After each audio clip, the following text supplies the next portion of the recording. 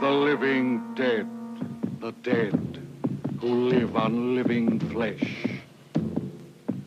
The dead whose haunted souls hunt the living whose bodies are the only food for these ungodly creatures.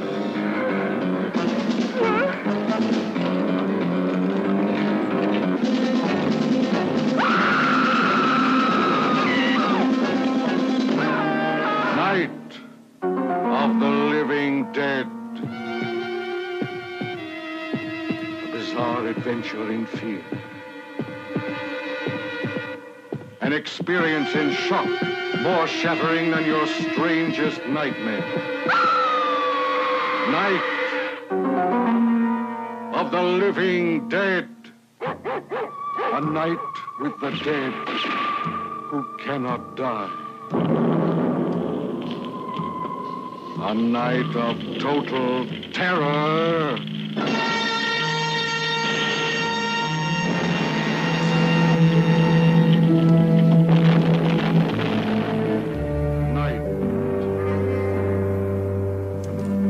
Hey, what's up, horror nerds, horror freaks, geeks, nerds, dweebs, turds, basement dwellers, and mouth breathers? Welcome to the R-Rated Horror Commentary Podcast. I'm your host, Josh James. They're coming to get you, Wizzel. What is up? How you doing, man? What's up, fucker and listeners out there and beyond? Yeah, it's been a minute, but I'm back. It's funny, dude. I've had this running gag that you've been trapped in a tanning bed in St. Louis. That's for the last, exactly what happened. I'm burnt to a crisp. I was trying to look fresh for everyone on an audio podcast, and I got locked in, and sizzling. Well, dude, it feels good to have you back, man. I've missed you. So yeah, it's great to be back. Yes, it's been a couple months. I haven't been here in a while, so yeah. It's our first pod of 2018, man. A new year and some new movies to do. I'm excited. Some new old movies. Old movies. Yeah. We're starting off with George A. Romero's classic Night of the Living Dead from 1968. Heard of it? That's right, yeah. This is a Wizzel pick here. Why'd you pick this one, man? What was why did this one come into your scope? For a movie to do. I was really trying to think of series or franchises, I guess, that would be a good to do throughout, and not something that's this series has some stinkers too, so I can't really say that. But I was just trying to think of really long-running, entertaining series, and I kept always coming back to the Romero zombie series, and yeah, this first one isn't my favorite by any means, but I figured if we're going to do it, let's just start at the beginning. Yeah, it's an all-time classic. Why not do it, So, yeah, I still love the movie, even though it's not my favorite of the series. But, yeah, it's a great film, and it's classic. Yeah, dude. So let's do it. Yeah, dude. Good pick, because I was thinking, in a way, it's almost symbolic, because it's like the beginning of a big franchise, and it's the beginning of the new year, so maybe it's a good pick for I just went ahead and selected to watch the colorized version. I didn't really bother to look up why or how that came to be, but I just thought it'd be interesting to kind of like, see what, maybe somebody envisioned it to be as a color film. So yeah, Ted Turner got his hands on this and fucked it all up. I know. It doesn't really add a whole lot to the movie, but it's interesting. It's an interesting take, because this is definitely like one of those movies that you always think about it being in black and white. Yeah, it's just such a stark black and white type of movie. It's very bleak, and it's toned that way. So it's an interesting take, but I almost kind of prefer it in black and white in a way. It's weird. But, it's made for black and white, and that's something that people forget. It's like when you make a black and white film, you have to light it very differently. There's just different things you gotta take into consideration. And I recently rewatched Logan, and they released that film in black and white, and I asked my fiance, I'm like, do you want to watch it in black and white? You know, like this version? She's like, no. I'm like, yeah, this movie was made for color. Like, why? It adds nothing to then take the color version and then, you know, make it black and white. Now, if they shot it in black and white, then sure. Right. You know, it's different. And I think it's funny that I'm watching the black and white version, but you're watching the colored version. And it's just funny to me to think that they made it colored. It's weird to say colored so many times. Colored because people just refused to watch a black and white movie because it just didn't, you know, enter into their spectrum. It's like, I can't watch it. It's black and white. You know, if it's color, I could watch it, but because everything's color now. So it's like, fine, we'll fucking color the bitch. Yeah, I need to, once we start the movie, I'm going to Google, see if I can find out any info, why this was colorized, because it didn't really seem like the type of movie that needed to be. And I'll tell you, man, it's very simplified, the way it's colored. I'm sure it was done very quickly. Like, just the opening shot, you know, of the road, it's just two colors, essentially. It's green and sepia, or green and...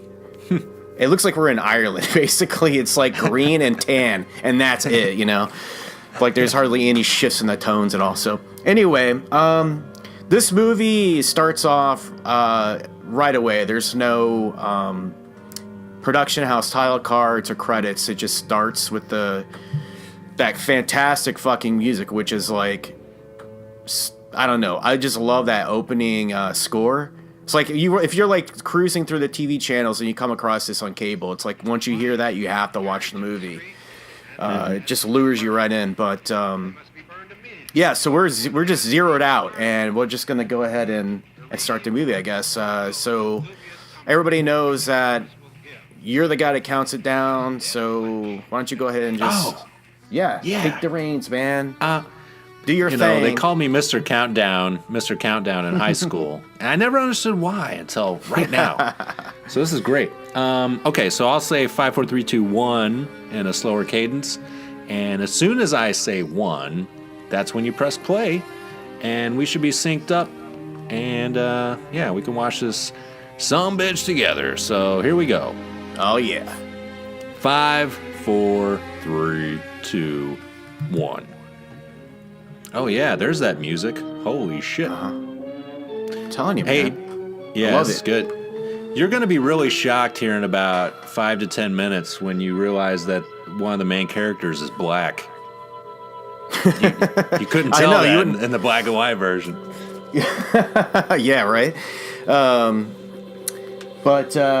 Yeah, man, this movie, I guess, kind of didn't it kind of... It's one of the first movies that kind of had I don't think it was intentional, but they sort of had made a sort of statement maybe in the film world in terms of just there being a black protagonist in this movie, just in a role that you probably hadn't seen before. You have to keep in mind this is 1968, so it was a different time, a different climate in the country. Mm-hmm.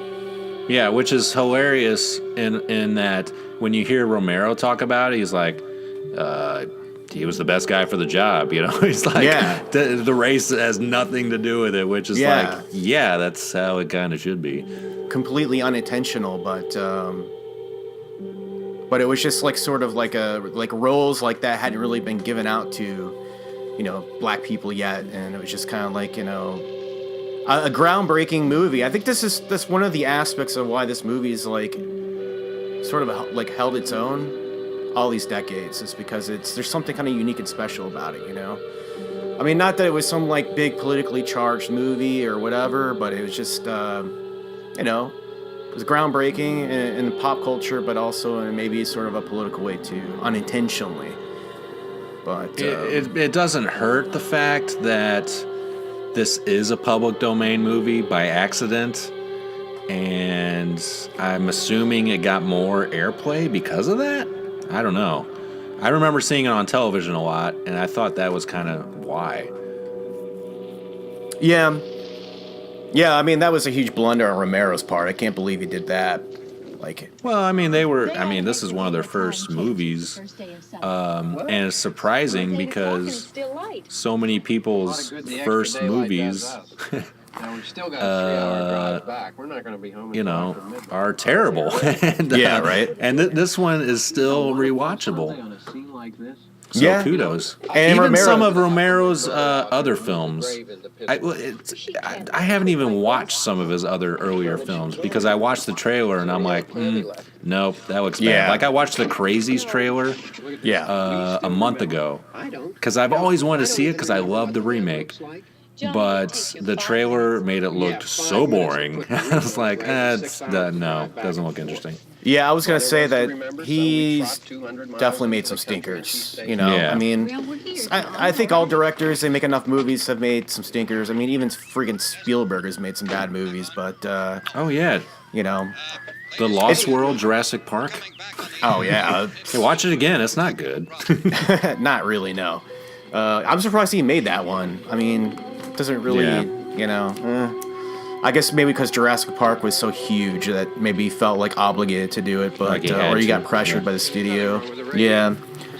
But yeah, I mean, this movie was kind of a first in a couple categories. You know, it was also, I think, the first movie to depict murder.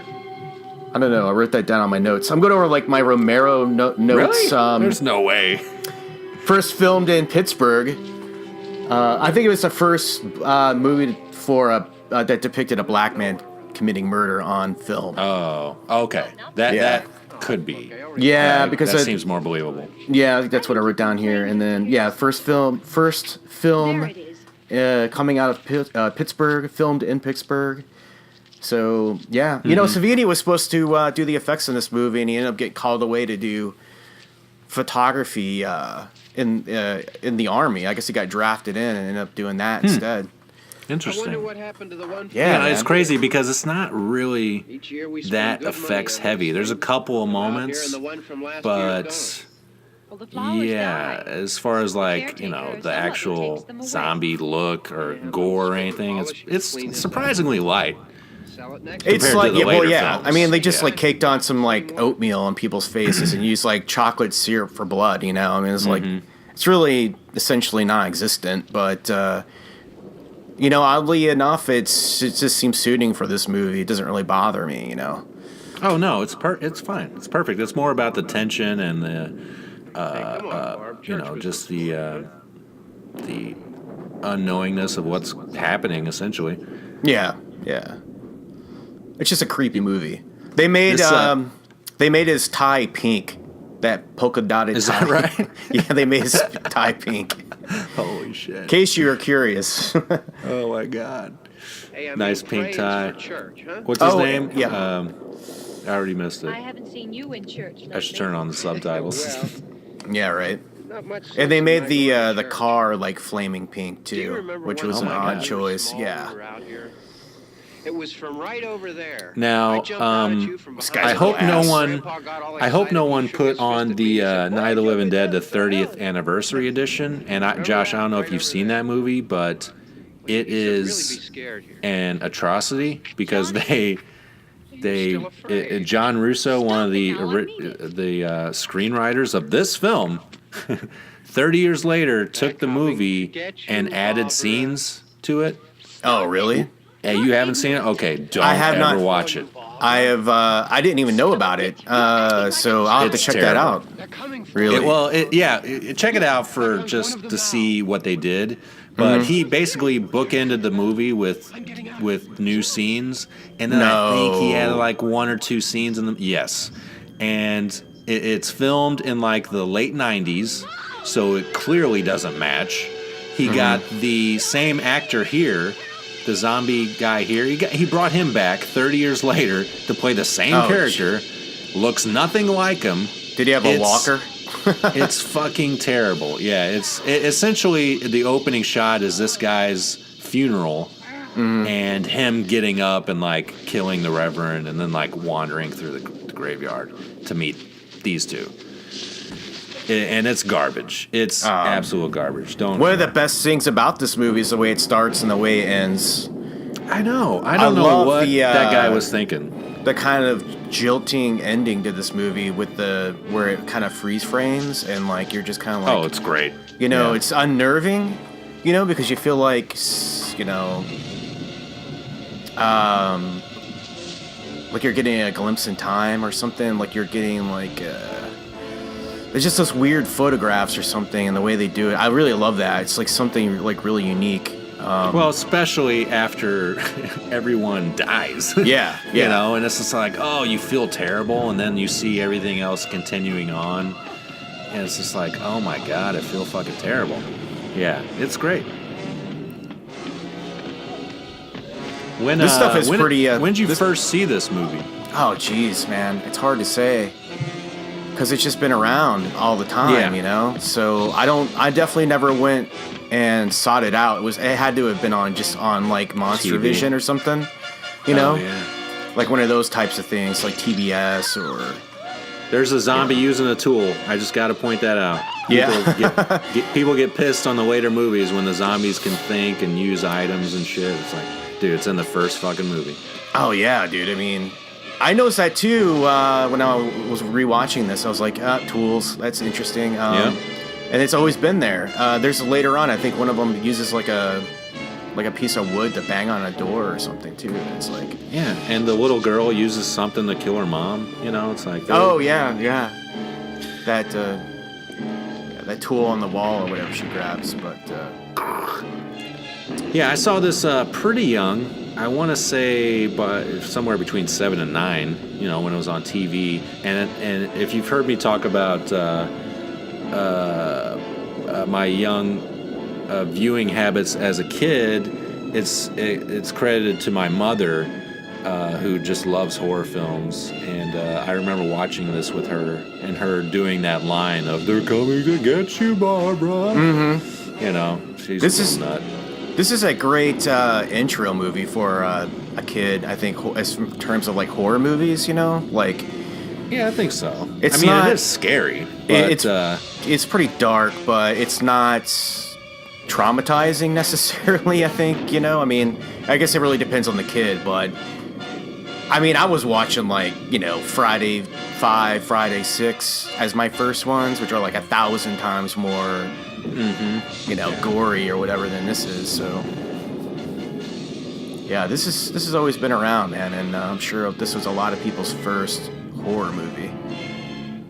Yeah, you're right, man. The score, I forget how powerful it is and how much it changes this whole opening.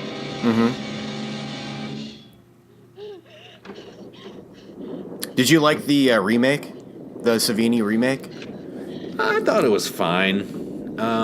They kind of like flip the role on the girl, where she's like the she's leader. more of a heroine. Yeah, it's okay. I didn't dislike it by any means. You know.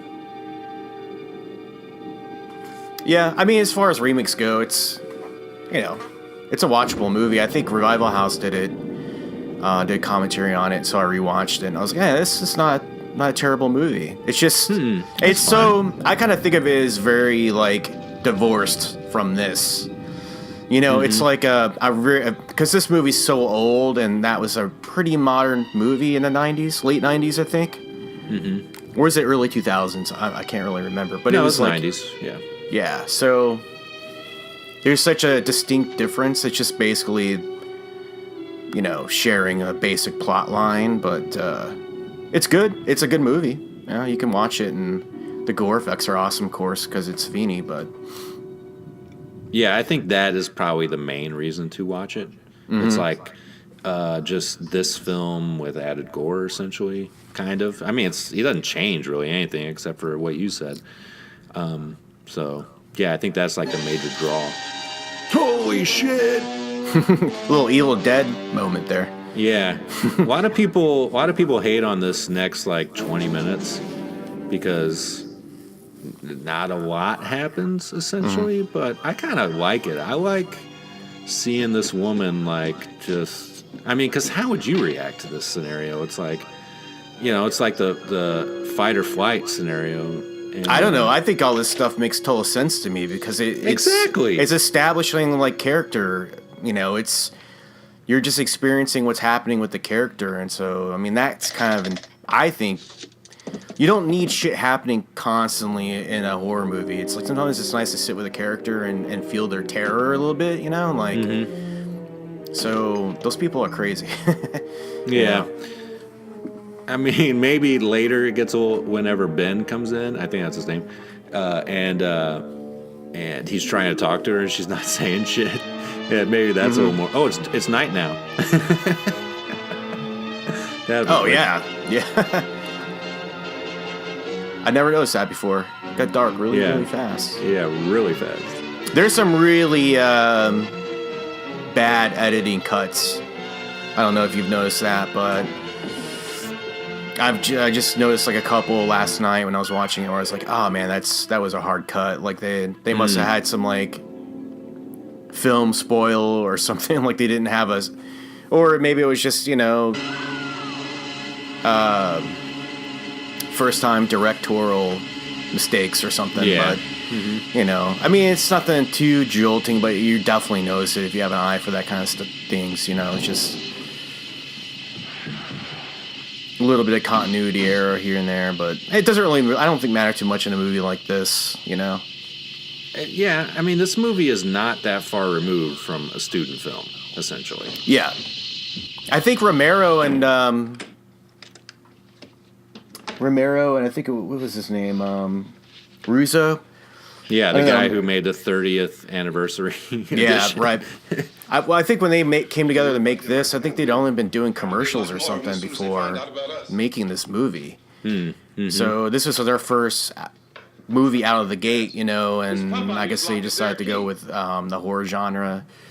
We can try to get out of here if we can get some gas. Because it just seemed like an obvious pick to make a movie for $119,000. Just, you know, maybe Romero had this idea floating around his head, but you know, they essentially had no professional experience making a horror film, and you know, things were a lot simpler, I think, back in those times. But still, the essential fundamentals of filmmaking still exist. So, yeah, I mean, he crushed it, really. You know, considering I mean, if someone gave you $200,000 and a couple cameras and just some people hanging around that you knew that were willing to be in a movie, like, what would you be able to come up with, you know? Yeah, probably not this. Yeah. As much as I would like to think I could, probably not. I think a lot of the people in this movie are just people that Romero kind of knew by proxy, sort of, in his life and stuff. So Maybe we better take some food. You know, I'll see if I can find some food. That's not how you hold a knife. Yeah, she's just like a total space case now. Well, it's interesting because they clue you in on the fragility of her sort of personality right away. You know, when they're in the graveyard and he's teasing her. Oh yeah. And you know, she's essentially this grown woman who's just absolutely terrified at her with her brother sort of goading her with this voice. You know, like essentially just teasing her, having fun with her, and you know, most adult women would brush it off, but she's legitimately scared. So, you know, when this traumatic thing happens, it's kind of obvious. I mean, it makes sense that she's just a fragile person, you know, like a fragile psyche sort of situation.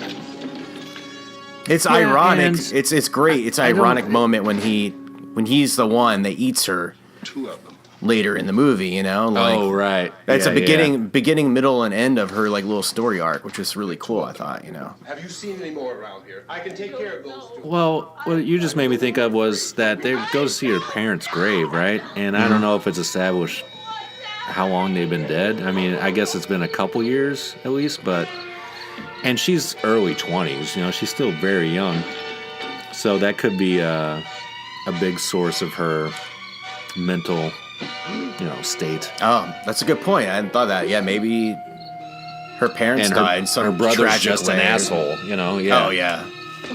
Oh, he's a total prick, but you're not hitting that guy. Come on.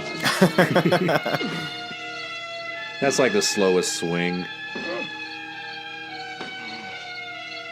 Yeah, it's like he's just thrashing like a pile of like newspapers or something, you know. Mm-hmm.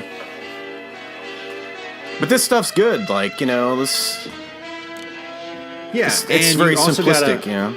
You got to put yourself. I mean, if you put yourself in the mindset of when this was released, you've never seen anything like this before. Oh no, ever. Yeah. It's still good though. That's the thing. It's like it's better than some zombie movies I've seen recently. It's all about tone, you know. It's about being able to put yourself in a scenario, about good performances. It's simplistic, you know, and it gets you engaged in the sort of like terror of the moment, which is really all you need, you know. It doesn't have to be some elaborate, crazy thing. Mm-hmm. Were you ever a fan of that, what was it? What's the horror movie? The first one where they were running, where the zombies were running. Quarantine? 28 Days Later? 28 Days Later, yeah. Yeah, I love that movie. Yeah. But that's a perfect example of maybe where maybe the scope of that sort of scenario maybe a little bit too big. I kind of like that this is sort of just centralized to a house, you know? Yeah. And so it's really easy to understand, like, maybe what the emotions that they might be feeling or things that are happening. It's claustrophobic, you know? Is what it is. Yeah. Yeah. Yeah, it's like when it's already the apocalypse and they're like trekking across a dead world. Yeah, it's a lot different. Mm-hmm. Have you been following Walking Dead this season? Begrudgingly, yes. I will still watch that show. Yeah, I will still watch it. I'll watch it every Sunday, but to me, I feel like let's wrap it up. Yeah. Absolutely, dude. It's gotten a little tiresome. It's very cyclical. It's like it repeats itself a lot. Mm-hmm. I mean, yeah, sure, the characters and the scenarios change a little bit, but it's essentially the same thing over and over and over again. But I felt, I mean, I watched the whole first half of this season, and I was just like kind of rolling my eyes the whole time. Like the only, I'm really into Negan's character. I like that guy's interesting. Other than that, it's just kind of like, Yeah, right. Let's end it. I mean, their ratings are tanking apparently, and it's got to be coming to a close. I mean, they had a good run. I think it's just time to let it go, you know? Yeah, I mean, what are they on? Season 8 or 7 or something? That's a long for any show, especially an hour-long drama. Mm-hmm. Yeah, it's I don't know. It's weird. For as much as they try to be inventive with the show, I think it just kind of falls flat because there's really kind of only so much you can do. Essentially, it's just a soap opera with some zombies kind of walking around. You know what I mean? It's a very intense show, but you kind of get like strung out after a while, and it's just kind of like Jesus Christ, like, you know. I always kind of feel like they give you one bombastic episode, and then the rest is just them trying to figure shit out, you know, like or getting into new scenarios where they get into that they have to get out of or something, and you know, it's just tiresome. You know, it's very tiresome the way they dole out the plot. Over the course of a season, it's very frustrating for me to watch. You know. Well, I think part of that is the fact that that's an old style of show, and that now, you know, Game of Thrones has like way more money, and then they film it all together and then they release it, whereas Walking Dead is they're still filming like week to week. You know, they film a week and then they release the show, so they are confined to that limitation. So sometimes they have to do an episode where it's just somebody in a house talking to someone, you know, because they can't afford to like go do anything. That's essentially what it is. Yeah. You know, and so they're struck by those limitations, even though television has really evolved. So I feel like that's the problem. Yeah, that makes sense. And, the thing is, Game of Thrones can have slow episodes, and it's just 1,000 times more interesting than, say, The Walking Dead. But I'm literally guessing. I've never seen Game of Thrones, so I don't know. Oh, dude, you're totally missing out. But I know. I'm waiting for it to end. Yeah, definitely. If you get into watching it, give it at least 2 seasons. I felt like it really picked up after season 2. But anyway, getting back to zombie stuff, like, did you get into Fear the Walking Dead, or did you skip over that completely?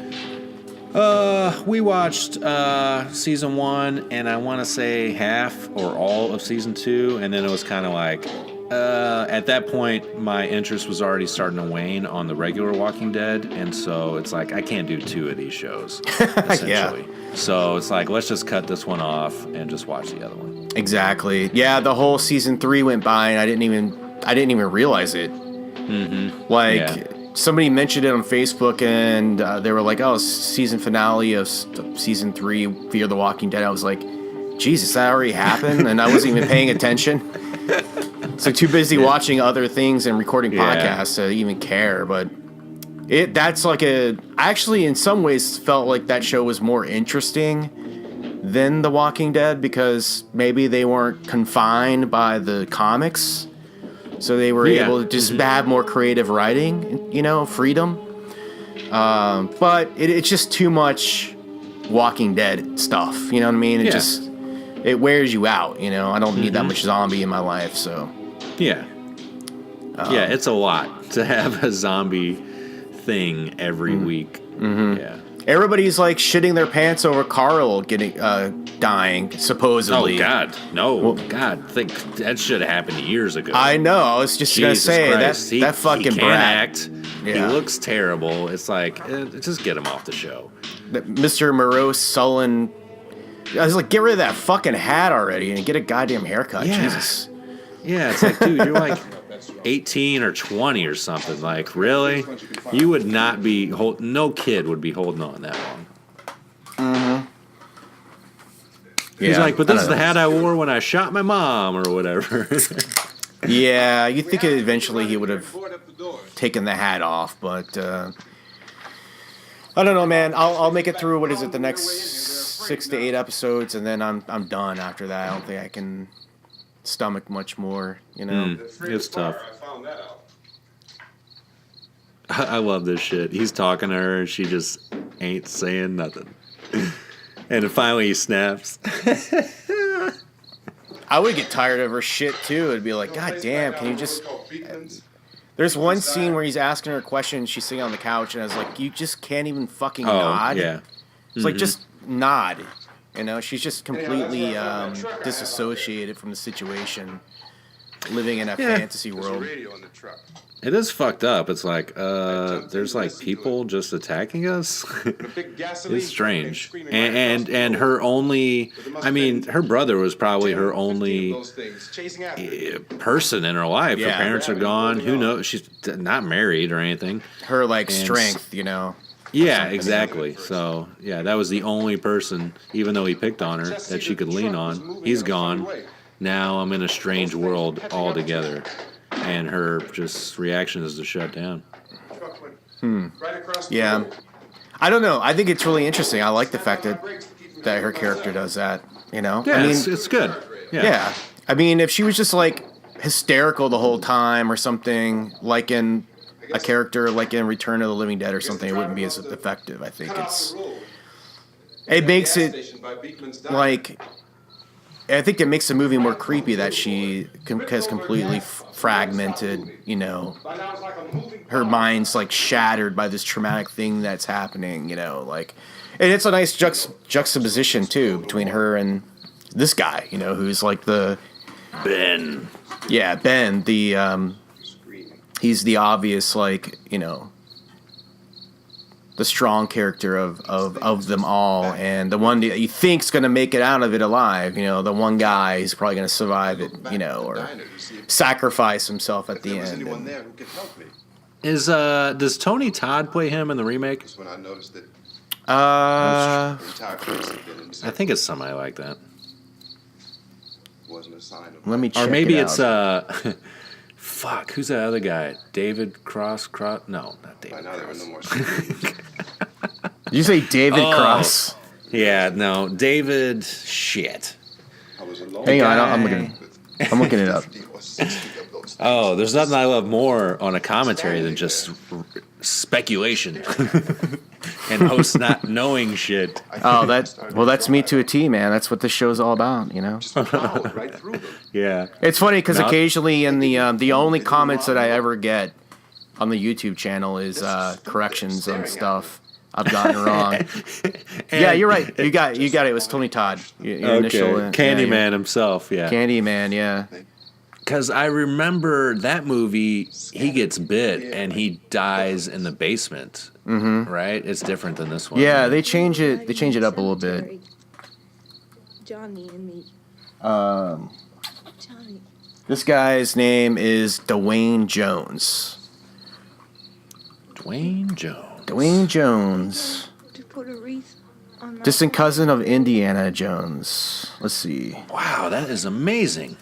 You didn't know that? Jeez. Probably very distant. Amateur. I have some candy. Just curious to see if he's been in anything else. Dwayne the Rock Oh, Jones. heavens. I loved him in Jumanji. And He did a couple more movies. He did like 5 more movies after this. But nothing you would really know. He did some horror movie called Fright House in '89. He did Guess Who's Coming to Dinner 2, replacing Sidney Poitier. oh, it's late. Why did we start so late? And I said, Johnny, if you'd gotten up earlier. A lot of pastels. Yeah, I forgot you're watching the colored version. A lot of pastels. Oh, my I feel like I'm looking at a basket full of Easter eggs. But, Fucking Ted Turner, motherfucker. And then this man started. oh yeah, let me see if I can find any info on that. Let's see. He came slowly. Okay, now Ben is legit getting like frustrated. Like, okay, look, this. Stop talking about this shit. You can see it in his face. Johnny ran away. He's like, just let me get back to work. Fuck. Yeah, he could size people up pretty quick, you know, which is a good character of a leader, you know. And he's just like, all right, you sit there and I'll take care of shit. And then later on, when the other guy comes in, it's just like, you know, And he grabbed me. after about 5 minutes, he's like, shut the fuck up, I'm in charge here, you know. He held me and he ripped at my clothes. I think you should just calm down. Oh, I screamed, Johnny! Calm down, bitch. Help me! Oh, help me! And he wouldn't let me go. He ripped. Let's Johnny see. came and he ran and he fought this. The first revisions of The Night of the Living Dead involved colorization by home video distributors. Hal Roach Studios released a colorized version in 1986 that featured ghouls with pale green skin. Another colorized version appeared in 1997 from Anchor Bay Entertainment with gray-skinned zombies. In print, in 2004, Legend Films produced a new colorized version. So shit, there was like 3 versions of this colorized version of this film. I had no idea. He's out there. Please, don't you hear It's because it me? was free Don't and they you could go do out it and get him. and make money off of it. Yeah, I think so. That's probably. I mean, money drives everything, right? Please help me. Please. That's really all it says about it. Don't you understand? So I'm just going to assume that every time they release this on some sort of video format, they just colorize it because they think that's probably what people want, or maybe it just gives people an incentive to buy it. You know, because there's just probably free copies of the black and white floating around or something. Well, I'm here to say that I got mine from Good Times DVD. That was released in 2000. Good times, And, not bad times. Good times. Yeah, no, it's Good Times. The original classic that changed the face of horror. I wonder if like the colorization, like in the 3 different times they changed it. Like maybe in the first one, the car is like green, and then the next one the car is pink, and the next one the car is blue, or something. You know, like I wonder if they're all different. If anybody listening to this knows the answer to that, I would be really curious to find out. So just comment and let us know. I wanna see the all white version. If somebody can make that. No blacks, no colors, whites. Matt, doesn't that mean you're just listening to it? Yeah, shut up.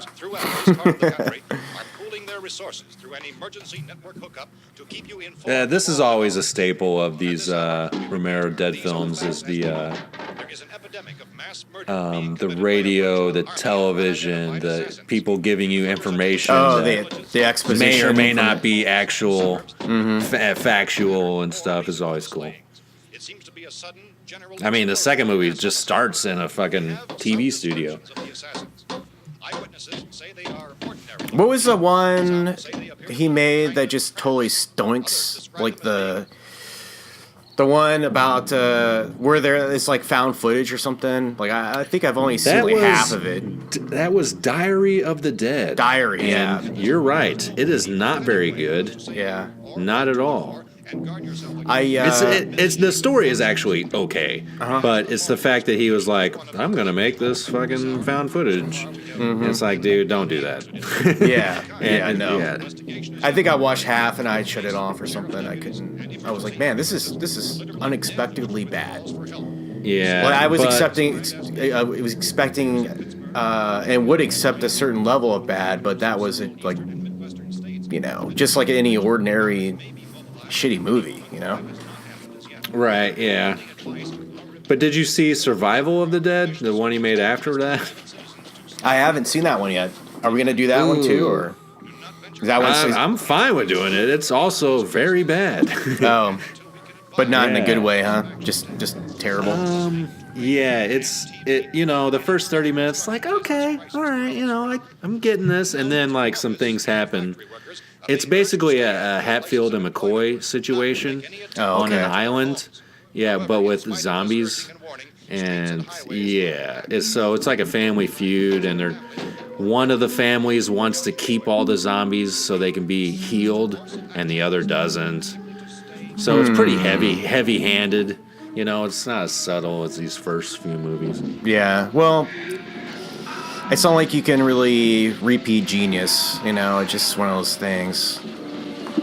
Especially in the same genre, it's I'm sure that he kept making zombie flicks because, the studios will give him money to do that because that's what just the fans want. Because it's really easy to sell DVDs of a movie that has George A. Romero's blah blah blah of the Dead on it. But well, actually, the first 3 movies were privately made. They're like the Star Wars movies. Like they were privately funded. And he even had the opportunity to make Day of the Dead from a studio for a much higher budget, but they wanted it rated R. And he said, no, it has to be unrated. So he took like half the budget, and that's why the movie is all, it's not outside at all. It's all in a bunker. Right. I actually really like that movie a lot. Yeah, it's good. That was one of my firsts. Horror viewing days. I saw this one early on. Yeah, I saw this one early on, but I didn't watch the sequels until like I was, 19, 20, and I saw them out in the video. I'd heard of them. I knew they were cult classics, but I just never saw them. So I kind of slept on those. Okay, here's a question. Do you consider like the Return of the Living Dead franchise as part of this, like the Romero zombie franchise, or no? They're separate. Because one, they're totally different style of zombies. Like they talk, and they specifically want brains. So that's different. I think the only connection is that the characters reference the Night of the Living Dead movie in the first part, and they're like, I forget the guy's name, but he's like, it actually really happened, and it's based on this, Yeah. I think that's the only connection. Right. Because the first Return of the Living Dead is one of my all-time favorite absolutely. horror movies of all time. It's a fucking classic. Yeah, I was going to say, dude, I think Return of the Living Dead is the best. My favorite zombie movie of all time. Yeah, it's fun. I would say that this one and Day of the Dead. I know tend to be more of a Dawn of the Dead fan, but I like Day of the Dead.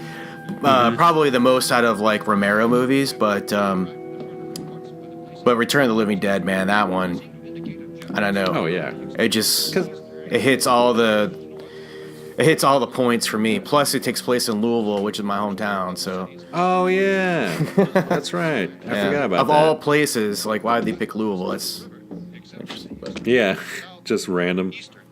Yeah, and it was probably filmed in like California or Texas or something. Oh yeah, I think it was definitely in California. Whatever, but. You know, Dwayne here. He's been lighting these fires, like he lit the body outside and then he pushed that chair out. But it's like a foot away from the house. Like, dude, you're gonna light the house on fire. I was thinking that too. I was like, I guess that was the best thing you could think of to like scare away these zombies, but get it away from the porch. Yeah, it was just, maybe you should have rolled it out into the yard and then lit it on fire or something, He's like, man, I was gonna construct a cross and burn that out there, but no, that's in bad taste. I don't think that has much use against zombies. Or anyone, god damn it. I don't know if you're hearing me, but I'm going upstairs now. Yeah, this is the scene I was talking about. I was thinking to myself, can you just at least fucking nod? I'll be down to take care of it. Yes, yeah. You understand? No, you don't understand. Everything is all right for now. I'll be back to reinforce the windows and doors later. But you'll be all right for now, okay? She's a zombie. Yeah, I was gonna say she's essentially zombified herself, Civil defense officials I am zombie. show evidence of having been partially devoured by their murderers. Devoured? Partially devoured. I always like that. It's like not eaten, devoured. It's like, who says devoured? Yeah, almost like he's saying they enjoyed it or something, Yeah. It's like, man, I can't wait to devour this ham sandwich. And yeah, that lady there, her face is... Oh, no, it's a different person. Oh. Is that supposed to be the same thing? Because you could see her face right there. The like eaten away face earlier in the movie, that's the same woman, I think. Yeah, you could see her face. That's a mistake. Yeah, I think they just probably had like one prosthetic, piece for the movie, and then they had her, and they just said fuck it or whatever, Yeah. Like, oh, you won't be able to see it. We totally saw it. So I guess the idea is that she was attacked and had her face eaten off, and she just died. But she didn't come back to life, or... I always thought, well, maybe she killed herself because it was like this, apocalyptic thing happening or something. But then... Yeah, maybe. I don't know. Then they came and ate her while she was still warm. I don't know. But yeah. Maybe they would have... Yeah. Well, maybe her face was just... Maybe she killed herself, and then maybe her face was just eaten off by like a dog or something. It is happening. And it would appear that no one is safe. Yeah. Oh, yeah. It could have been a dog. Almost nightly I look at my dog and think, if I die in this house, are you going to eat me? And he nods his head like, you son of a bitch. Oh, yeah, man. Cats will do that shit, too. A radio. Gotta do what you gotta do. These assholes were in the house the whole time?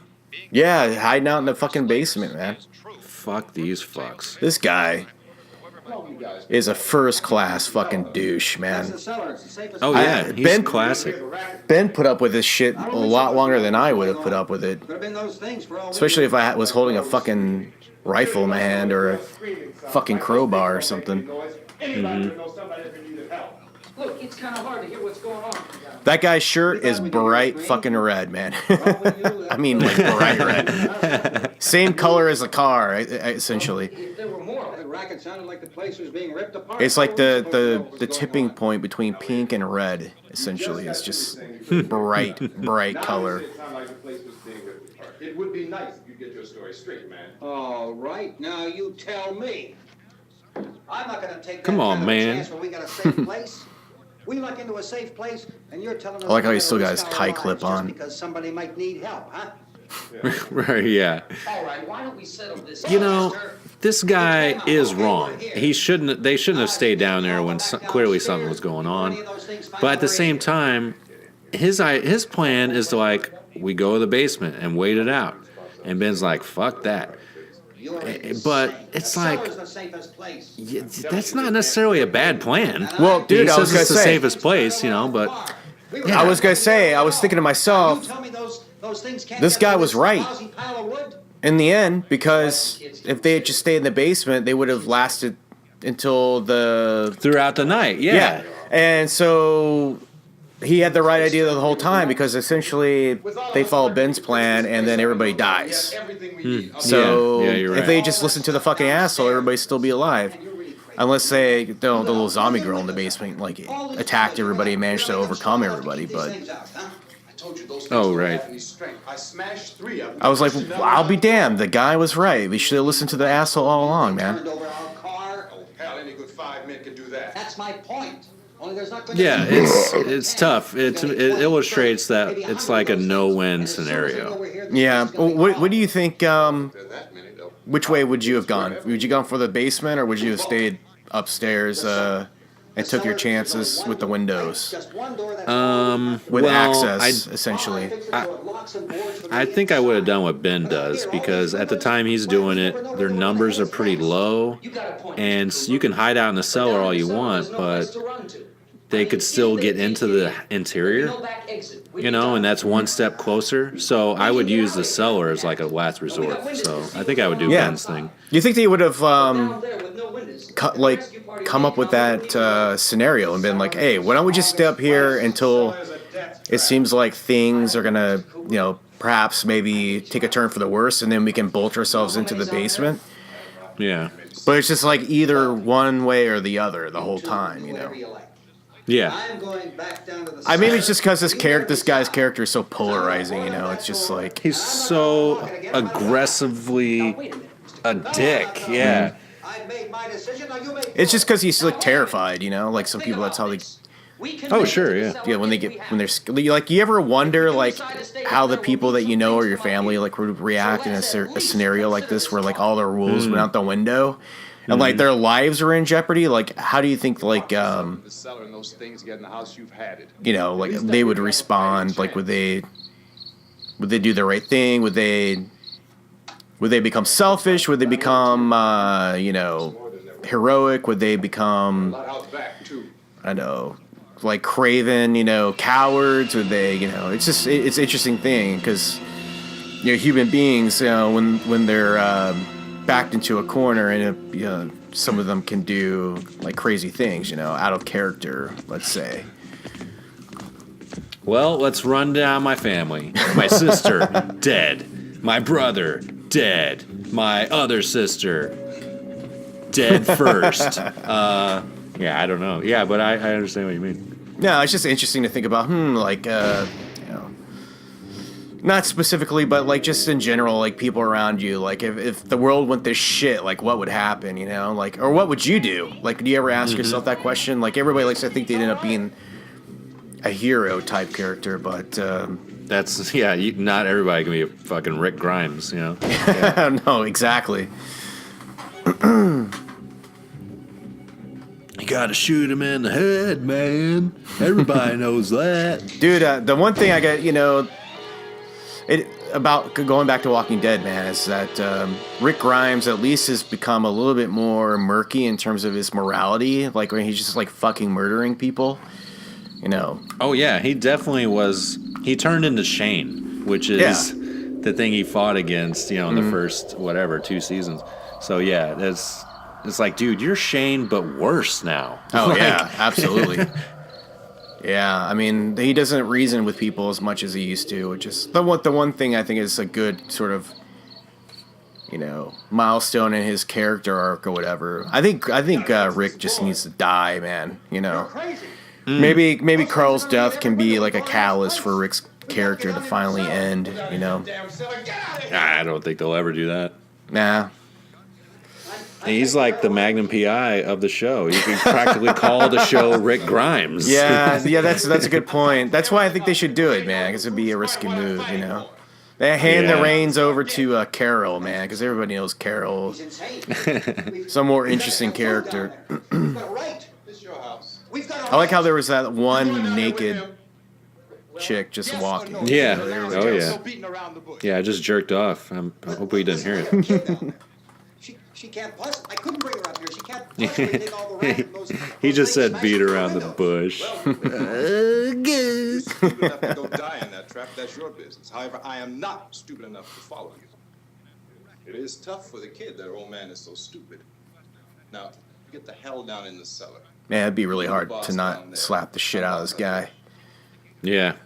I actually kind of don't. Well, it's weird because I feel conflicted when he shoots him later on. You know, I won't open this door again. Which is straight up murder, essentially. Because it's, Let him go, man. it's interesting in the fact that it completely changes the way you look at his character, Ben's character, but, he did essentially pull a gun on him, so maybe it was kind Yeah. of self-defense, but he's also, a father, and, he's a flawed character, and he's annoying, but does he really deserve to be shot down like a dog, Right. Right. Even in the chaos of the moment, like, maybe tie him up or lock him in the basement or whatever, Just shoot him in the leg. If we stick together, man, we can Yeah. fix it up real But good. he's fucking There's lots of places you we know, can run to up here. shoots him right in the gut, man, which is probably like We The don't need worst, the yeah. worst, right? All of us were working Have fun getting eaten in an hour.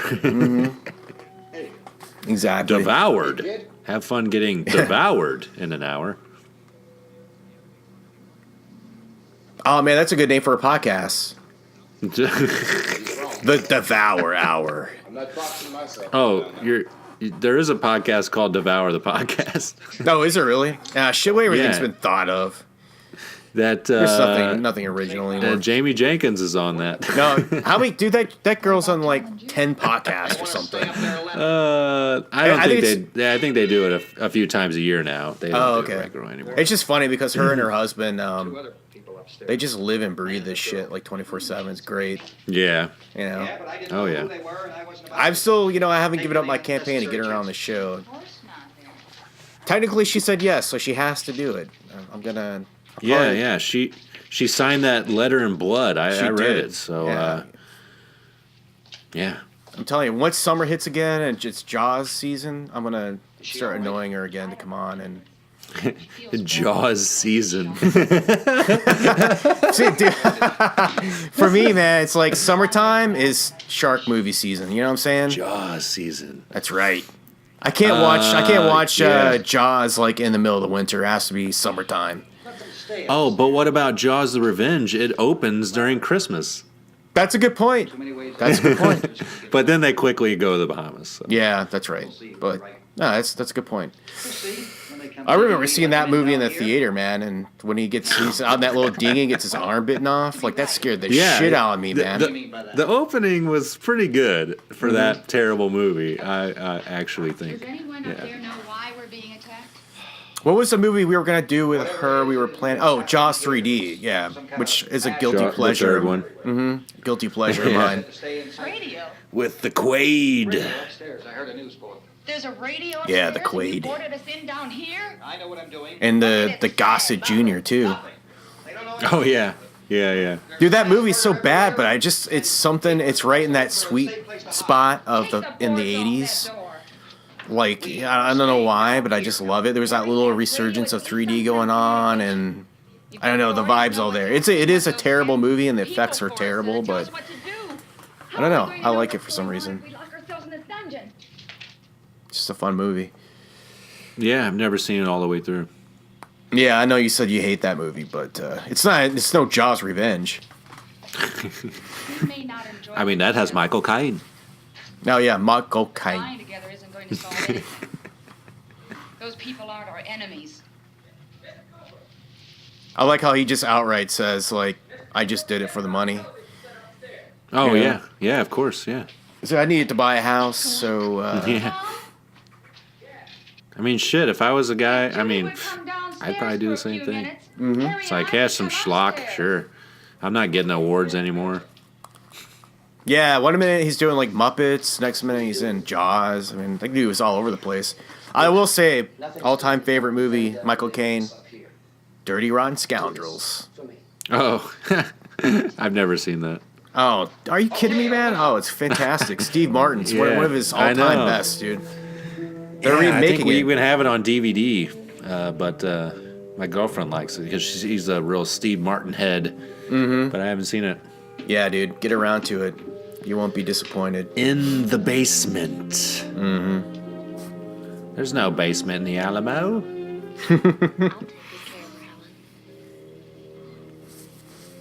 Nope, I think she's dead. Why don't you go upstairs now? Yeah, I remember this movie a lot. Because it was featured in Terror in the Isles, I think. Mm-hmm. I think I've talked about that before. How I watched that movie so much, and I saw these clips from other movies, and so I felt like I knew the movies, even though I haven't seen them. And I think it definitely shows the clip of the child killing her mother, which is pretty frightening. That's the most harsh scene of the movie, I think. Yeah. You know. Yeah. And she's shrieking. It's crazy. Oh, that sound effect is fantastic. Yeah. But just because they really carry the scene for a long time, it feels like. But yeah, that's good. Yeah, like she could get away easily, but she's just, what's happening? Freaking out. Oh yeah. I think she just I kind of interpreted it as she sort of just resigned to it. Like. I don't know. Oh, you know what it is? She was paralyzed with fear. Yeah. There you go. She was hysterical with fear. Exactly. Go-to. Yeah. So the mom No here, smoking! she's like, how dare you smoke around secondhand smoke? I'm pregnant, you bitch. So the mom basically looks like a giant bottle of Pepto-Bismol, in case you were wondering. Sexy. I love Pepto. Look at this. Mm-hmm. There's a million That's weak sweet, spots sweet up here. flavor.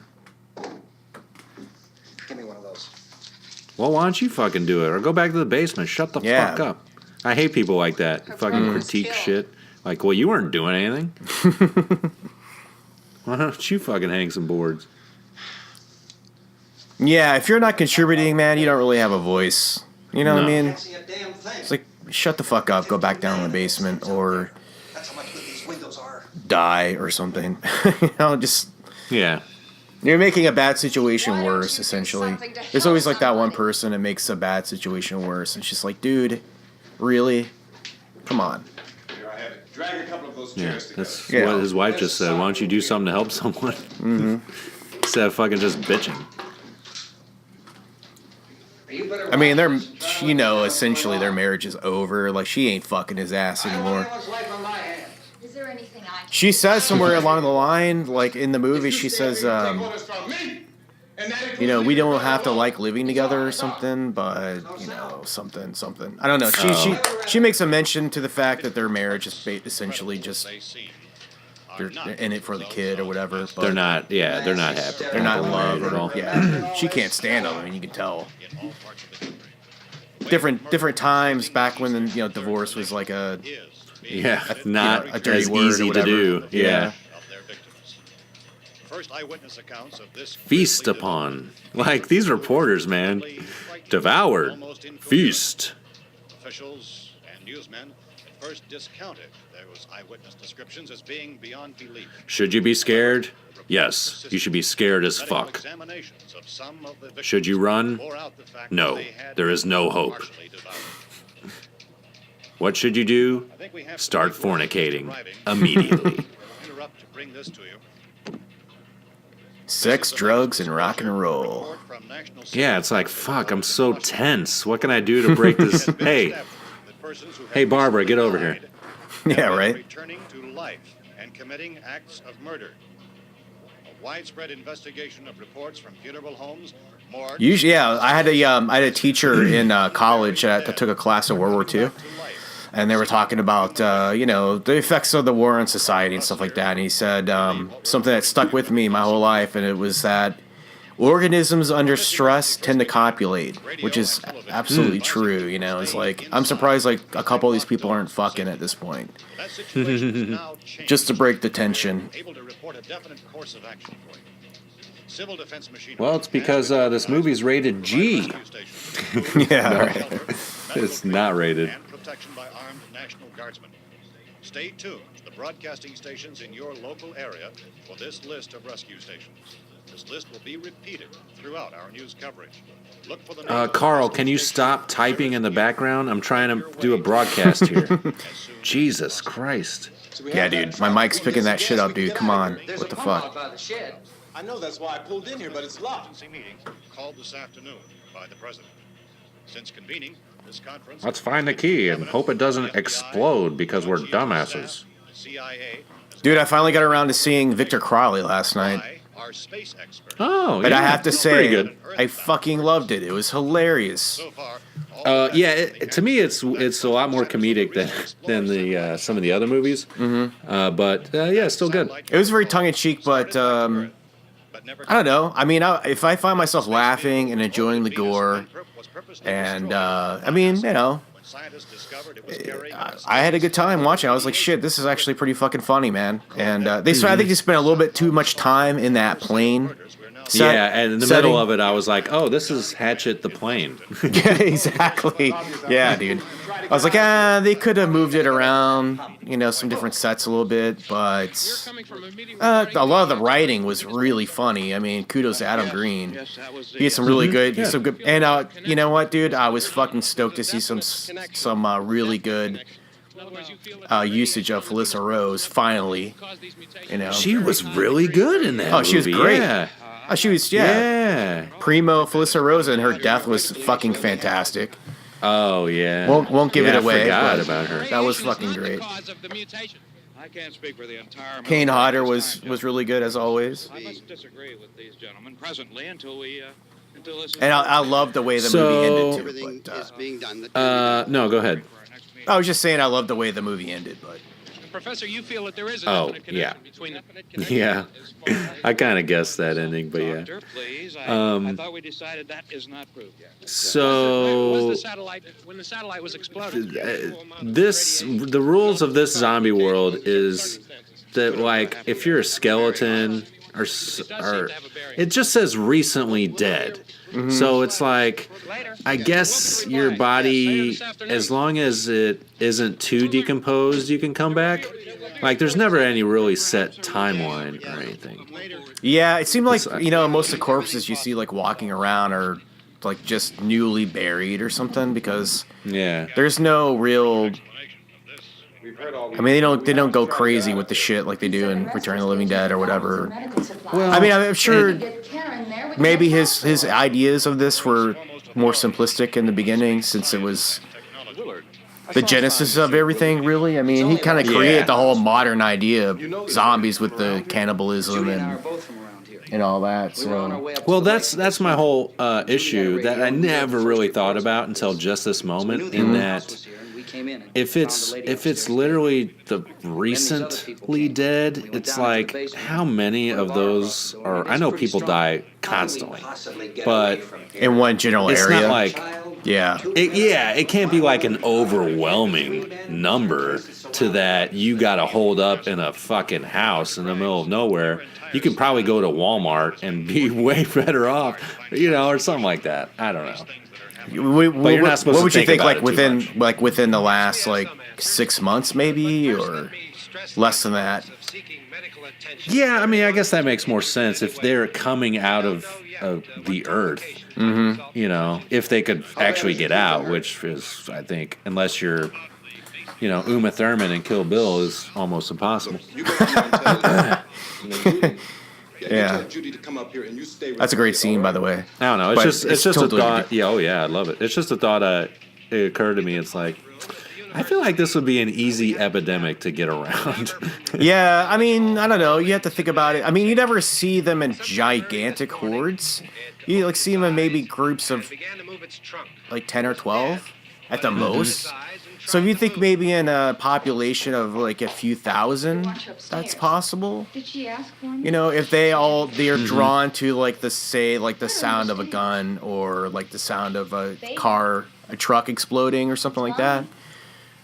Because there really are just a few here and there, but then they just congregate towards where they think people are. So, and that's only at the end of the movie. So, I don't know. Maybe it's it's possible.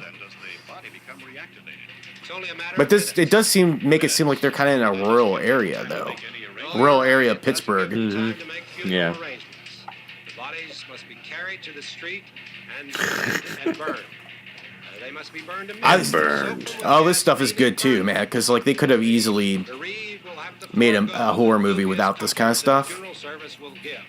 Mm-hmm. Like all the radio recordings, all the TV, like legit looking news stuff. The stuff with them walking around the streets of DC. Like that's all like really good story building cool stuff. You know what I mean? It's just good. It's a little dry, but it's just good exposition. You know, it doesn't really take you out of the action too much. You know, because it just comes in at the right points of the movie. Yeah, it's peppered well. It's also a good filler. You know. Because it's like, how do we pad this? It's like, well, let's have some news reports. Yeah, but I was just thinking, That'll be like 5 minutes of the movie. I don't really think that most modern horror directors or just in general directors really want to film that kind of stuff because it's boring. It's there's got to be a more efficient way to have people learn stuff. Yeah, you're totally right.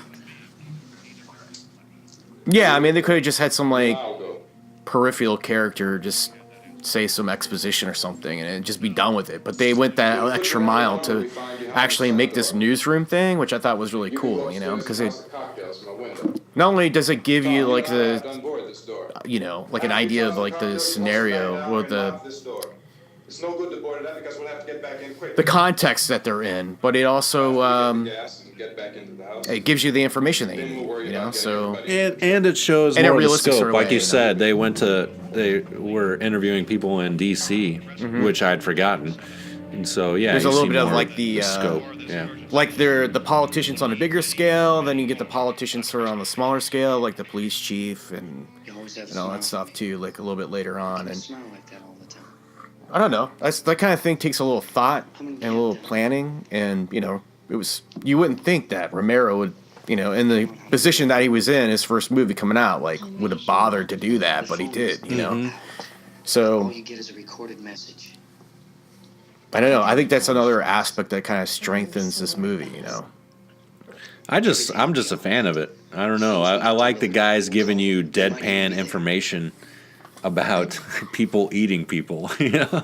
I was going to ask you, and then I got distracted by something else you said. But do you think this movie influenced The Evil Dead? Because it's like, if you think about it, they're very similar, and just in terms of like, it's very claustrophobic and it's centralized around a house, and there's an upstairs and a downstairs, and just typically, or just in general, it's just a very overall dark toned movie, very morbid. We're safe now.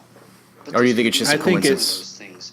I think it influenced it in two ways. One, how you just said, it's like the themes of it are very similar. But two, it's a way to cheaply make a movie. It's easier to make a horror movie. Right. And it's also easier to do it all in one location. Mm-hmm. So it's just a combination of those things. Yeah. We've got to do something. Yeah. Maybe it was just a coincidence that they both maybe kind of, came to the same sort of conclusion where like, let's just get a shitty house and make a movie there. But I guess this house was slated to be demolished, and they just had like a few weeks to have free reign with it. Oh, it's too bad they didn't blow up the house at the end. I know, right? They probably would have if they had the budget for dynamite or something, Yeah, we'll blow the house up for you if we can film it. Like in Friday 7. Oh yeah, is that what happened? That gigantic explosion that was so bombastic that it like ruined half the take or something, and like, yeah. We better get her downstairs. We have to go downstairs. They completely built that house on the swamp and then blew it up. She's right. Oh, is that what happened? Jeez. I think the interiors were on a set. Exteriors were, yeah. Yeah. Yes. Was just a facade. We have to go downstairs now, dummy. Are you in there, dummy? But where's Johnny? What color's her dress? Oh, wait, hang on. It's green. Good luck. Puke green. Whose dress? Barbara. Oh, Barbara? Hang on, I have to see her again. I forgot. Rewind. I'm sure we'll see her again. Hang on. It'd be funny if you boarded the door up, but it opens outward. Yeah, like a Big Lebowski moment. Yeah. Where's the money, Lebowski? Nice. Oh, yeah. Nice marmot. Yeah. One last look. It's like, man, this is tense. Is the window open? Jesus Christ, people. It is open. That guy's got some serious bitch tits going on. Oh, no, it wasn't open. Yeah. Yeah, no shit.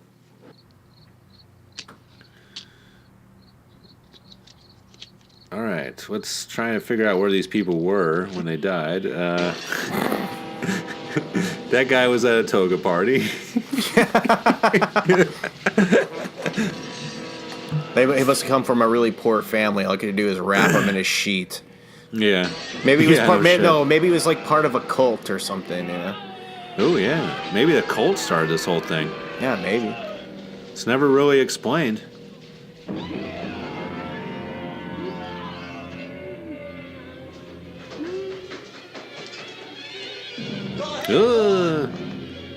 All the screams are like 80 yard in. It's so funny. You look at their faces, like they're not making noise. Dude, it's so ridiculous. Like that guy's bright pink shirt just doesn't fit in this movie at all, dude. Like he's bright pink, and then like Ben's shirt's bright blue. It's like, we have free reign of all colors. Let's just use the most bright primary colors we can find. Because it's, hey, color. Right, yeah. You know? Now, he ran out there without any sort of weapon at all. Wouldn't you carry a fucking piece of wood? If nothing else, I know the house has got a knife or something. Yeah, dude. You think he'd just use something to... I mean, he barely got into the truck. Did they already say at this point that you're supposed to take him out? You know, take the brains no, out? I think that's a revelation at the end. Oh, okay. I think that comes at the end.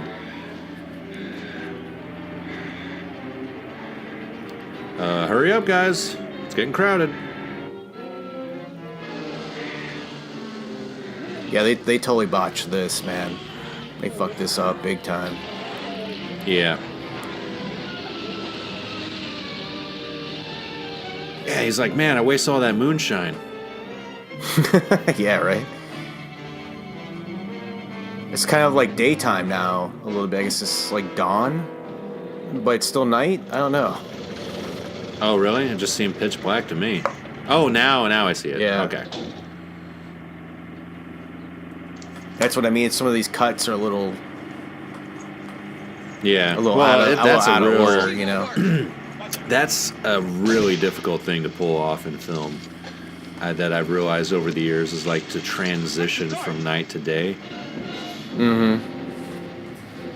Just because if you wait 5 minutes, then the light changes out. You know, it's like, because did he just shoot that? I know, dude. It's like it's the worst thing you could possibly do is fucking shoot a gas pump. Oh my god! I guess he didn't. This is the people in Oregon right now. I guess he didn't really. People in Oregon never pump their gas until this year. Oh, so right. They're just spraying. That's why they have the attendants do it for them, man. Because you don't. Yeah, but not fucking anymore. Stupid people are gonna blow themselves up. Oh my god! I guess they didn't really have a choice, though. There was like a lock on it or something. But yeah, because it's weird because you think well, I guess most people who watch movies don't really think about continuity, but when you're making something, it's like you might shoot like on this particular day a couple scenes, and then a month later you're doing the same scene, but a couple, same part of the movie, but different scenes. And so Right. you have to have somebody, you have somebody on your staff that tracks like all that continuity stuff. So what time of day it was, and yada yada yada, and I guess it becomes a huge mess after a while, and so mistakes happen, and that's where you get continuity errors. But I'm pretty sure trying to match stuff is a real bitch. Yeah, you have to be really organized to be a filmmaker. I'm sure. You can't just go out there with a camera, dude. Oh my God, was that Kylo Ren back there with his shirt off? Yeah, dude, I was totally thinking that too. Holy shit. Dude, that fucking Kylo Ren thing's become like a meme. Kylo Ren challenge right there. That guy won. It's all fucking swole and shit. Homie looking swole. Yeah. I guess we're gonna have our follow-up Star Wars chat eventually and find out who was the winner. I know. I kind of looked at mine and it wasn't that great. It's like, yeah, I know who won, but I won't ruin it. I won't spoil it. Okay. But I have to talk to Brian. I've been wanting to give a lot of space between the movie and when we do that, because it's just been like nonstop fucking The Last Jedi YouTube videos like everywhere. So yeah, it'll be a while, but we'll get around to it. But we're already on to Han Solo. It's changed so rapidly. I know, dude. People have already forgotten. Oh my God. Don't bring that up. This will turn into a Star Wars chat episode. Okay, all right. People don't really listen to those anyway, but... See, look at this. Blacks and whites working together. Mm-hmm. This is the future right here. George Romero saw the future, man. He finally gets an ass whooping, though. Yeah. Interesting that finally after the guy comes around and starts helping out, then he starts getting an ass whipping. Yeah, exactly. No, you know what? Fuck you. But there is something like really satisfying about this guy getting his ass kicked finally. It's like, it's just been. He's just been. Yeah, it's been coming the whole movie for the past hour. Yeah, he's been asking for it, so it's a little payoff. I like how there's just some dudes like walking around in their boxer shorts, Yeah. Hey, I'm dead. Yeah, what can you do? I was buried in my boxer shorts over here. I don't know. Oh yeah, the feeding scene. Yeah, this is good. Oh yeah, this is harsh. Finally, you get to see something. They're Philadelphia's known for its barbecue, man. Yeah, I mean, up until now, we've only seen them do the insects. This is like the one feed scene, I think. Oh, the devour scene. I think these were like actual like pig guts or something. Or oh, really? Gnarly.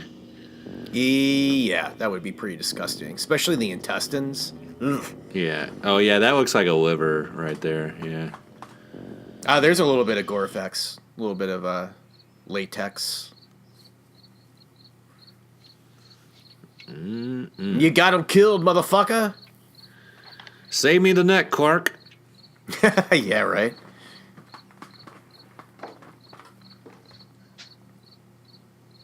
Isn't it 3 o'clock Fucking yet? dumbasses. That plan went south so quick. Mm-hmm. That fucking kid. Oh my God. 3 o'clock. I'm surprised. Yeah, this guy's okay. She's wearing the color of her dress is like denim, basically, like a like a navy blue kind of, and then she's got like the scarf is yellow, so it's kind of a boring color. But the chair she's sitting on Barbara? is like, huh?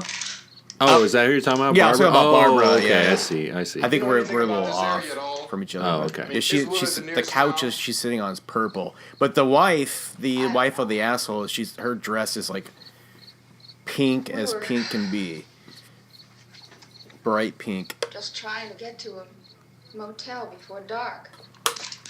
You said those things turned your car over. You think we can get it back on its wheels and drive it? Where is it? Seems like it was pretty far away. Seems like we ran. Forget it. It's at least a mile. Yeah, what you gonna do Johnny now? has the keys. Just shoot your way out. That child Fuck a it. mile. You can walk So that faster army than of those things things. out there. I can carry the Yeah, I think. Oh, they're trying to figure What's out wrong if there's a with her? car. Yeah, I remember this, but One of those things grabbed her. bit her on the arm. yeah, the car got overturned. What's wrong? I would probably just like, Knows what kind let's of say, disease those like, things let's just carry. band together and make a run Is for she it. conscious? Yeah. You know, It's like there can't be that many of them. like you can run for a mile, dude. It's not that hard. You know, like just run until you just get to the center of town, and then there's gonna be people Can't there. You start the know. car. Johnny has the keys. You have a car? Where? Where is it? Yeah, that couch is like Yeah, Barney I know, but purple, where like is Barney the dinosaur purple. It's like purple as fuck. There's our naked chick again, man. Hang on.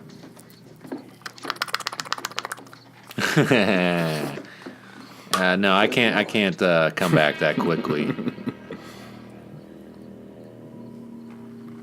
Yeah, the flesh in this movie too looks like bubblegum, the colorized version.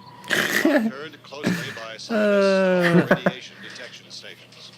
You're missing out on the experience, man. Report the level of the mysterious Yeah, radiation I don't know. continues to I'm fine. steadily.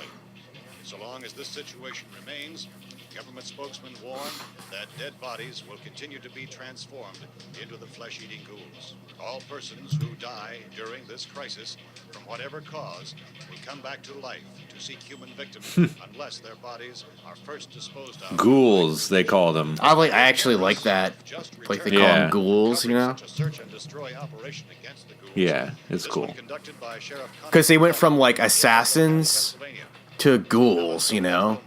Yeah, because All law enforcement yeah, agencies so they're not and the military they're not smart enough to be organized to search assassins. out I know. It's like they figured out it wasn't some other country's Command Center at the kind of Pentagon has disclosed government or ghouls something can sending be people over to killed kill people by a and shot in the head or a heavy blow to the skull. Officials are like no, it's just the living dead. the brain of a ghoul Mhm. has been activated by the It's radiation. it's Uncle Steve. Kill Yeah, the right. brain, He's not an assassin. Anything from the supply wagon, Gus?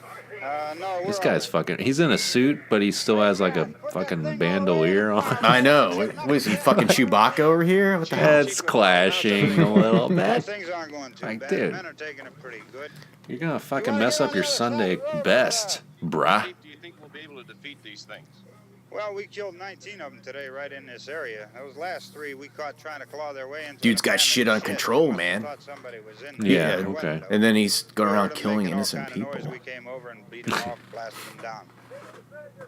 I mean, I guess like you know, 'cause I thought about that too, and that you know, the way this whole movie ends and everything, and I thought to myself like, I could see that happening. That's a sure way to kill 'em. You know, because it's like you're trying, Oh, yeah. you're trying to like just control chaos. I mean, it wasn't like the guy. How long do you think it will take you? I kind of feel like Ben is partially responsible for that happening, just because like We know when we find them, we can kill them. he should have been. He knew they were out there. He should have been like waving a white flag or like shouting out the Yeah. window. Would you say you ought to be able to wrap this up? That I'm sure that they are just assuming that everybody in the area we don't is, really you know, know. zombified, so they're just going to take them all out, like sort of a matter of fact thing. In a scenario like this, I mean, you're going to be going around asking. I mean, if you've been killing people for days straight, trying to get control of this chaotic, insane situation, would you be asking every, Official spokesman Yeah. declined to you know? I mean, I guess you kind of would have to have some sort of protocol, though, right? Because you would have to think to yourself, well, we don't want to kill innocent people here. It's like, ask him a question. Do they go? Then you shoot them. You gotta go, what's your favorite football team or something? Are you an Eagles Yeah. fan? Or are you a Patriots fan? Or, I don't know. Helen, I have to How do you get like that your gun. barbecue? Rrrr. Haven't you? Brains. 2 people are dead already on account of that guy. Take a look out that window.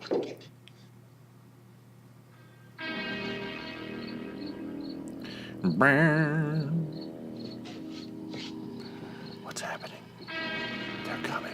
Oh, here's the other Tool moment I was speaking of earlier.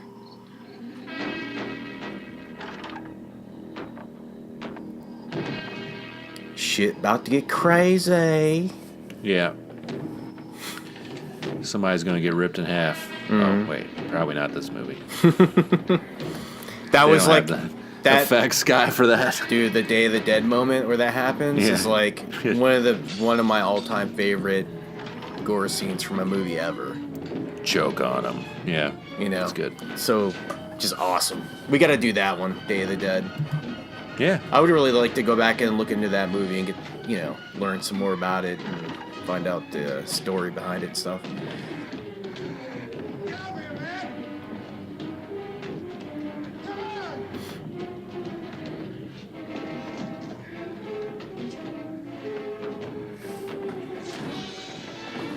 Guy's about to sign his own death warrant, man. Yeah. Dumbass. So this is more about a personal thing than it is about what they should do, right? I mean, is it both? Yeah, because he could have not shot him. It's like he didn't have to shoot him in that moment. Well, he's just a weak man, and he has no power essentially, so he needed the gun to try to take control of the situation, to convince his wife to get back down in the basement. But so Ben, essentially, you think he really felt threatened here, or do you think he was just like, you know what, fuck this guy? No, I think he'd had enough of him. He's like, fuck this. So that was a straight up murder then, right? Yeah, I think so. Yeah. Yeah, I think so too, because he got the gun away from him. At that point, there's, it's over. I would say that would get you a conviction in a court of law for a murder charge. Manslaughter. I tell you what, if there's ever a time to go on a killing spree, it's during the zombie apocalypse. It's like, I thought he was a zombie, bruh. What? Yeah, you could get away with murder. Literally. He was the undead? What? Oh, he's still alive? Oh, shit. I double tapped him. He tried to bite me. I swear. What do you think of that movie, Zombieland? You like that one? Oh, yeah. Hysterical. I love Woody Harrelson. When it opens with Metallica, oh my God. That's actually a pretty good movie, I think. It's fun. It's a nice new fresh take on the zombie genre, and I'm surprised they didn't make a second movie. Oh, yeah. It's already been 10 fucking years, dude. Can you believe it? Well, maybe not that long. It's probably been more like 6 or 7, but it's been a while. Yeah, I want to say like 7 or 8. Yeah. And that was a good movie, a little Bill Murray thrown in there, but it's a pretty solid, zombie flick, and it's a fun ride, and they didn't do a sequel, man. I was kind of bummed out. Oh, here's that scene, man. Yeah. She's the girl that's always on the cover of the movie, with the dark circles under her eyes, and you're right. Which mine from Good Times DVD doesn't have that. It's got everything else. It has the mother even laying there looking up in horror. It's got Ben's holding a board. It's got the zombie eating the bone that we just saw. I think there's a couple of master images they use for different releases of this or whatever. Like one is of that zombie, the classic zombie guy. I guess most people consider it to be the first zombie. There's some of Barbara. There's some of the little girl. I always just tend to think of the little girl as the kind of quintessential, kind of like cult classic sort of zombie flick, iconic image or whatever. She's a good look for the cover, that's for sure. I just opened this DVD case and it has a little sleeve in here with the scene index in it. Oh yeah. And also has a picture of the guys putting Ben in the back of the truck when he's dead. I was like, whoa, spoiler. Yeah, oh shit. No shit. It's like, oh man, I can't wait to watch this movie. Hey, wait, isn't that Dwayne Jones? He's dead. Oh, well, whatever. I guess they weren't thinking about the generations of horror fans that will come after us, They just assume everybody's already seen this shit. Yeah. And yeah, they're fucking Kylo Ren again. Frankenstein. Yeah, and well, the culture's just changed immensely with the spoiler shit. It's like if I would have known that guy died somehow before I'd ever watched this movie, it would not have bothered me. Yeah. I don't think spoilers about like movies that have been around for decades like really matter as much as say like the latest like Walking Dead episode or something, you know, like or Oh yeah, the latest Star totally Wars different. movie or something, you know, like. Yeah, I can't believe Han Solo died, and now he's getting his own movie? What? He's been resurrected. Yeah, it's fucking... I have to say, dude, that... That's some voodoo shit. The Alden Ehrenreich performance is not cutting it. Just judging off the trailer, I'm like... Ugh. This looks like more Disney dribble to me, but... This might be the first Star Wars movie I actually just don't go see in the theater. You know, I'm not catching good vibes off it, but there were some interesting images in the trailer. Don't get me wrong, but I don't know, man. I'm just kind of just too much. It's just too much Star Wars. You know, slow it down. Slow it down. Put a couple of years between movies, not months, you know? And they just announced that they're going to do a whole new, like, series of movies that have nothing to do with the Skywalkers or, you know, which I think is a good thing, but why are they announcing that shit now? It's like we're already oversaturated with Star Wars, you know? It's like, especially since Last Jedi was a colossal bomb in terms of, like, the culture surrounding Star Wars, so...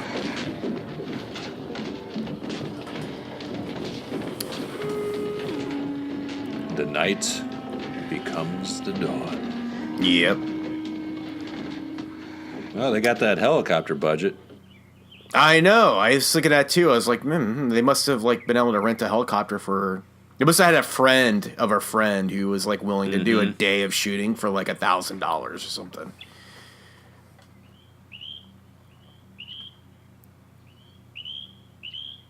It's like an episode of MASH.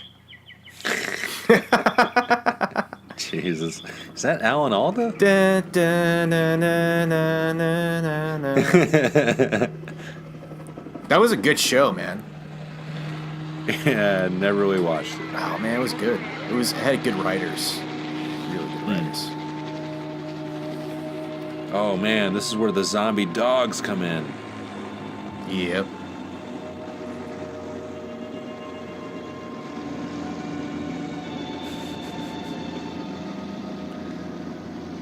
This is a little baby helicopter. I wouldn't get in one of those if you fucking paid me, dude. No way, no how. Oh, really? No way. Dude, I'm afraid of heights, man. That's my Achilles heel. Like, I can't. Oh. I get wigged out by heights. I am too. Like, I go on a fucking Ferris wheel and I get, like, nauseated. You know what I mean? Yeah, I will not do that. I can get on a roller coaster because it's just like a thing that you get on and it's over. Except for that initial climb up, like, you know. That's always the worst. Yeah. But then you just go and then it's over. But getting on a Ferris wheel is just like torture to me because I get like. Oh God, it's so slow and drawn out. Yeah, I just I start sweating, my hands get all clammy and shit. Yeah, I've never been in one for that reason. It's like I know I will not like Everything that. appears to be under control.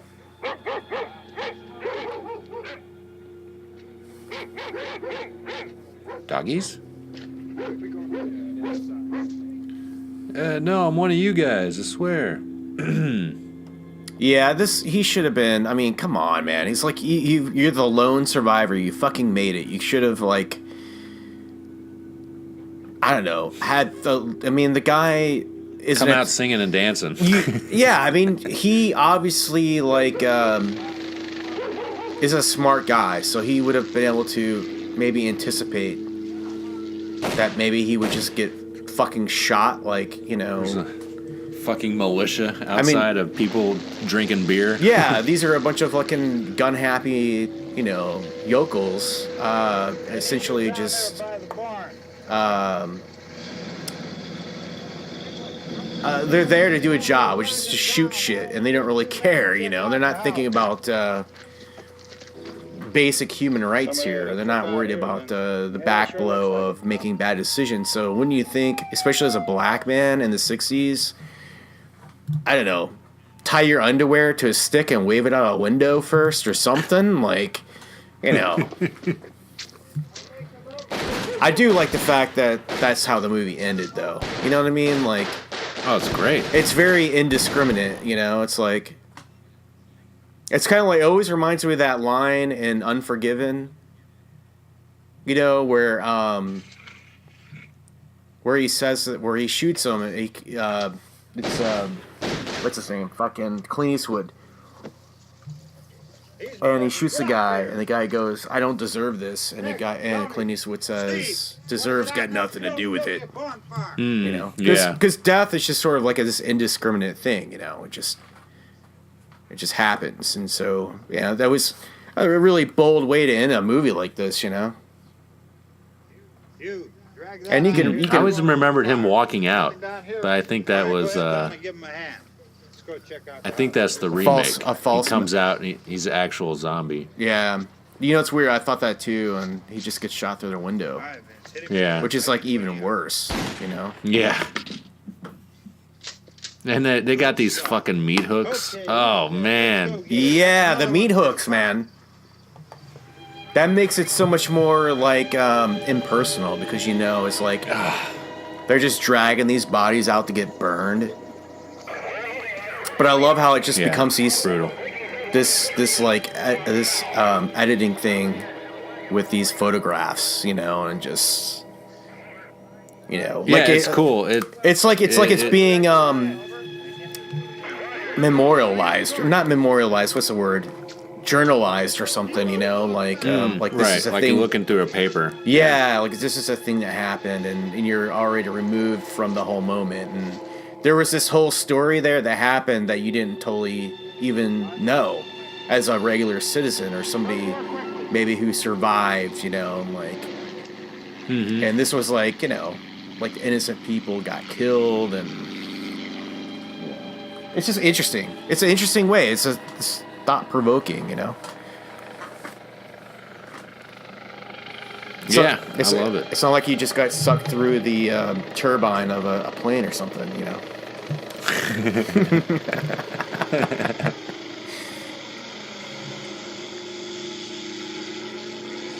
Careful thing. Light them up. So if you're gonna go ahead. I was gonna say, and then it goes back to the live action, and he lights this fire. Yeah. If you were gonna do if we were gonna do another one in the series, which we obviously are at some point, what would be the next one you would pick to do? Well, I would just go to Dawn. Yeah. You know, might as well. Go in order. But I'm also like a continuity kind of weirdo. It's like, well, if I'm gonna watch these, I want to start at the beginning and watch all of them.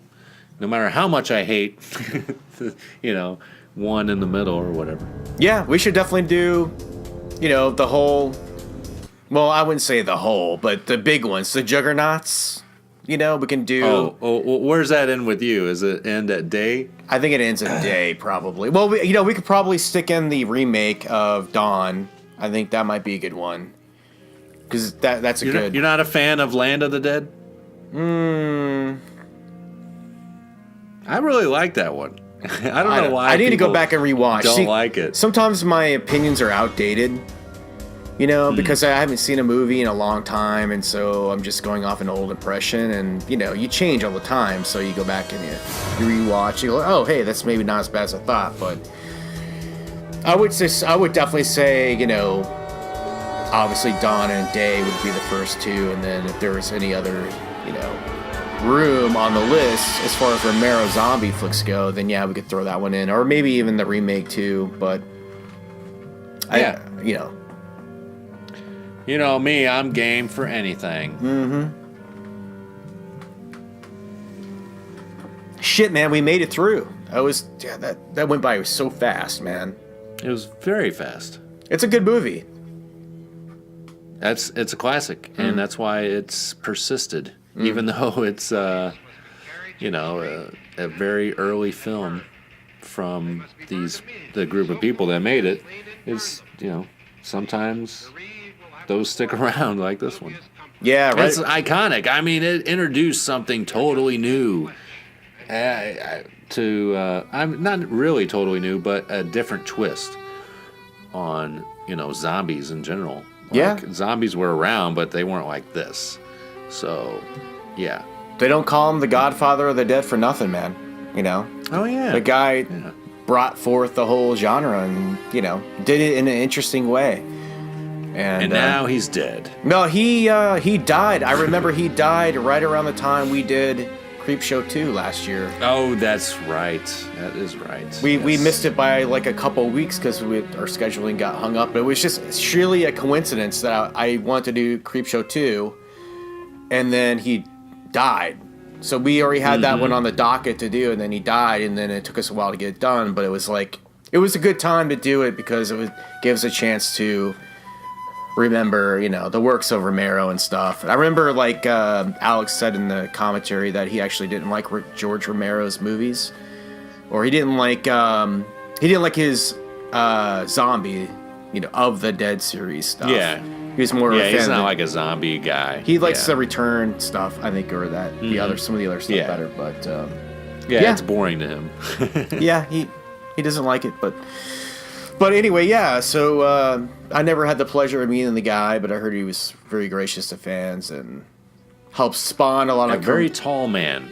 Yeah, helped spawn a lot of careers and lived it till the end. And, he died of lung cancer at 77 just last year. I think it was... When did we do it? It was the summertime we did that, I think. So it was probably June or July or something, so...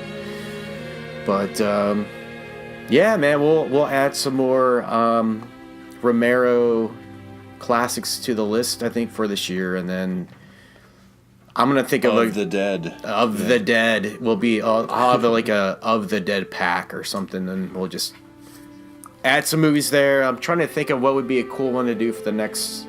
I've been wanting to do. I was thinking you were gonna pick a Hatchet movie to do. Let's do it next. Because you said... But let's start with the third one.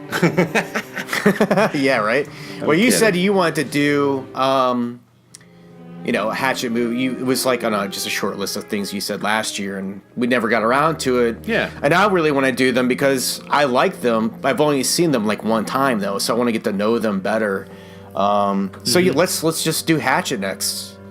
Sounds great. And it's a good time to do it because Adam Green just released Victor Crowley, and there's some interest around it, and so why not, right? Yeah. Cool. I love it. Yeah, awesome. All right, dude. Well, shit. Good times, man. And I guess shit. What should we say for the outro here? Oh, real quick. I almost forgot because it's been a while. Let's rank it. Out of 5. Got to do the traditional rank it out of 5. I would say, I kind of stayed a why, so I would give this a 4 out of 5. I would say I really like it. It's a classic movie. It's watchable. I don't understand why people... I do understand, I guess, why people say it's boring, but it's not boring to me at all. It hell no. Interesting characters, and it definitely... It ramps up, It starts out with a bang, but it's just like any other... It's like anything good that's manufactured. It starts out hard, but then it pulls back a bit, and then it just ramps up a bit, and then pulls back a bit, and it ramps up a bit, and pulls back a bit. But each time it ramps up a little more. It's like the pacing is perfect. So I never understood that argument. Absolutely. So 4 out of 5. It's really good.